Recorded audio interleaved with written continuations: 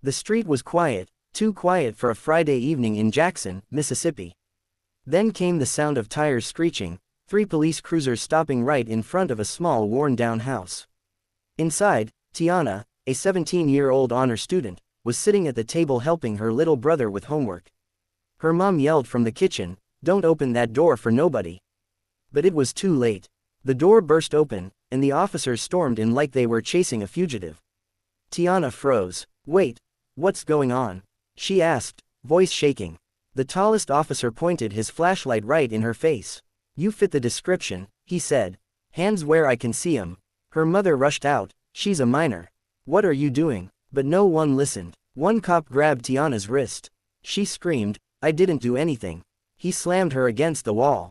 The sound of her head hitting plaster echoed through the house. Her little brother cried out for her to stop screaming, but the officers didn't stop. They pinned her down, knee on her neck, shouting orders she couldn't even hear through the ringing in her ears. A neighbor recorded from across the street.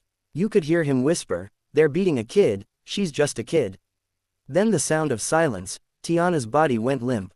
One officer muttered, "She's faking it." But when they rolled her over, her eyes were open, and she wasn't breathing. They didn't call an ambulance right away. They handcuffed her unconscious body instead.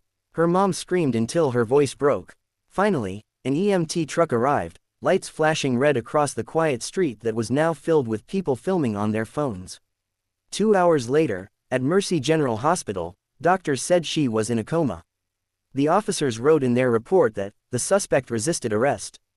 But when the video hit social media that night, the truth spread like wildfire. People began tagging the FBI, demanding answers. And by sunrise, a black SUV pulled up outside the local police department. A man in a suit stepped out, flashed his badge, and said only one sentence. "We're taking over from here."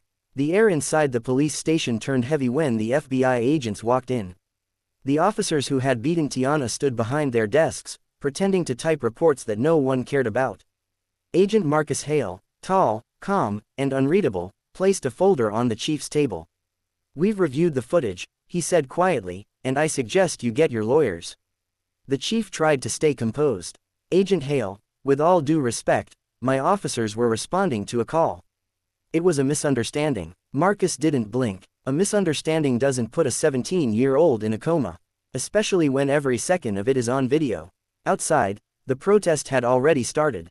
Dozens of people were chanting Tiana's name, holding signs that said "Justice for Tiana."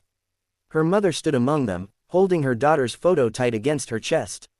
She hadn't slept since that night, only watched the same video over and over, whispering, they thought she was someone else, they just didn't care. At the hospital, doctors said Tiana's condition was critical but stable. Machines kept her breathing. Her little brother sat by her side, drawing on a piece of paper, 2 stick figures holding hands. "This is us," he said softly. "You're gonna wake up, right?" Back at the station, Agent Hale questioned the 3 officers one by one. The youngest one, Officer Miller, kept shaking. "I didn't mean for it to go that far," he said. She wasn't fighting. The sergeant just lost it."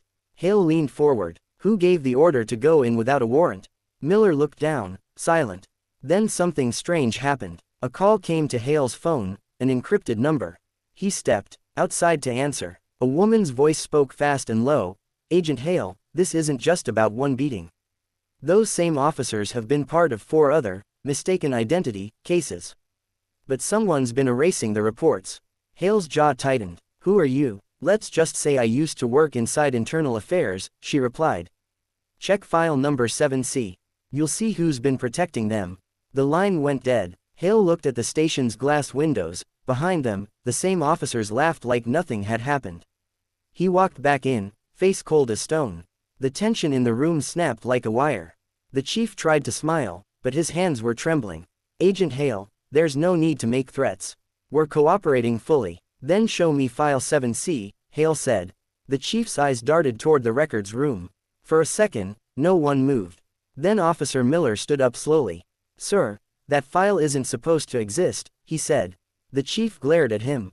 "Miller, sit down." But Hale had already caught it, the hesitation, the fear. He walked straight to the back office, pushed open the door, and saw a locked cabinet with a tag, "Restricted Internal Reports." He nodded to his partner, Agent Ruiz, who picked the lock in seconds. Inside were rows of files marked closed, no action. Each one had a name, a face, and a pattern that looked too familiar. Same neighborhood, same officers, same excuses. He opened the last file, 7C. His eyes hardened as he saw the name at the bottom, Chief Randall Hodge. It detailed falsified body cam logs, erased complaint records, and payoffs to witnesses. There was even a note, cover all incidents linked to Operation Sweep. Hale snapped a photo with his phone and turned to the chief. "You've been covering for them," he said quietly. The chief didn't deny it. "You don't understand. The mayor wanted quick arrests to clean up the streets. We were told to show results. Sometimes mistakes happen." Hale stepped closer. Mistakes don't put a teenage girl in a coma. Outside, the protest was growing louder. News vans lined the street. The story had exploded across the country. FBI investigates brutal beating of black teen by police. Suddenly, the station's power flickered, screens went dark. Ruiz looked up. "Someone's trying to wipe the system," she said. Hale grabbed the chief by the collar. "Who has access to your internal servers?" Before the chief could answer, a gunshot cracked through the hallway. Officer Miller stumbled in, blood on his shoulder. "It's Sergeant Duggan, he's destroying the drives." Hale drew his gun and ran toward the back. Smoke filled the corridor. Duggan was setting fire to the evidence room. Hale shouted, "Drop the weapon." But Duggan turned, wild-eyed. "You don't get it, Fed. You have no idea how deep this goes." Hale fired once. Duggan fell, the gun clattering beside him. Ruiz ran up, coughing through the smoke. "We've got one drive left, it's encrypted, but it might have everything." Hale looked back at the flames swallowing the files. "Then that's our proof," he said. "And whoever's behind this is about to lose everything."